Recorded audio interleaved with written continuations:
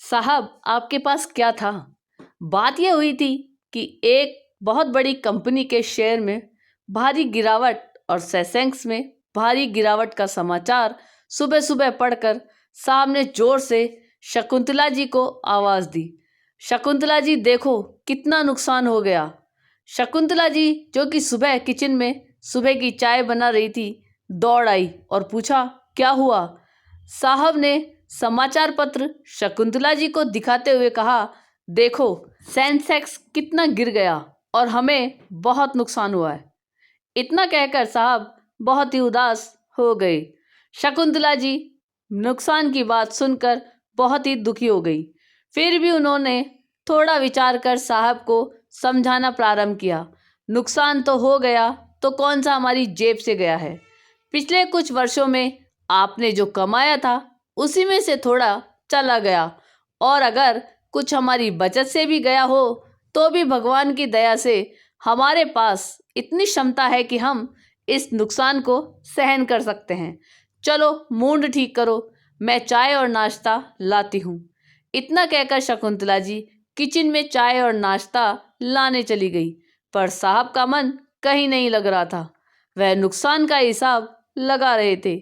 शकुंतला जी चाय और नाश्ता लेकर आ गई, पर साहब का मूड खराब देखकर चुप रही। फिर उन्होंने साहब से कहा, सेंसेक्स को छोड़ो और चाय और नाश्ता कर लो। साहब, जिनका नुकसान के कारण कहीं ध्यान नहीं लग रहा था, बोले, मुझे चाय और नाश्ते की इच्छा नहीं है, वापस ले जाओ। इतना सुनकर शकुंतला जी, जो अभी तक शांत रहने की कोशिश कर रही थी, चाय और नाश्ता जो कि उन्होंने बहुत मेहनत से बनाया था, वापस ले जाने की बात पर बिखर कर बोली, इतना बड़ा नुकसान नहीं हुआ है कि आप सब कुछ छोड़ दो। आपने ही बताया था कि आपका बचपन मामूली तरीके से बीता है। आपके पिता की आय बहुत ही कम थी और आपका परिवार एक चौल में किराए के मकान में रहते थे। आपके पास 2-4 जोड़ी मात्र कपड़े रहते थे। इस सब के मुकाबले आज आपके पास बहुत ही बढ़िया नौकरी थी और अब अच्छी पेंशन मिल रही है। घर का बहुत ही सुंदर मकान है, कपड़ों से अलमारी भरी है, कार है, सुख सुविधा के सब साधन है।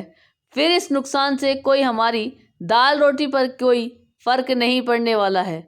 यह सोचो कि आपके पास क्या था और आज इस नुकसान के बाद भी क्या है। फिर किस बात के लिए परेशान होना। फटाफट मूड ठीक करो, मैं चाय और नाश्ता गरम करके ला रही हूँ।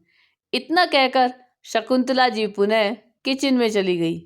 शकुंतला जी की बातें सुनकर साहब भी सोचने लगे कि शकुंतला जी सही कहती है। भगवान की कृपा से इस नुकसान के बाद भी मुझे कोई विशेष फर्क नहीं पड़ने वाला, और फिर क्यों चिंतित हूँ। इतने में शकुंतला जी चाय और नाश्ता गरम करके ले आई। साहब ने चाय और नाश्ता करते हुए शकुंतला जी से कहा, चलो आज लंच किसी अच्छे होटल में करते हैं। आपको ये कहानी कैसी लगी, ये कमेंट करके जरूर बताइएगा। चैनल पे नए हो तो सब्सक्राइब जरूर कीजिए।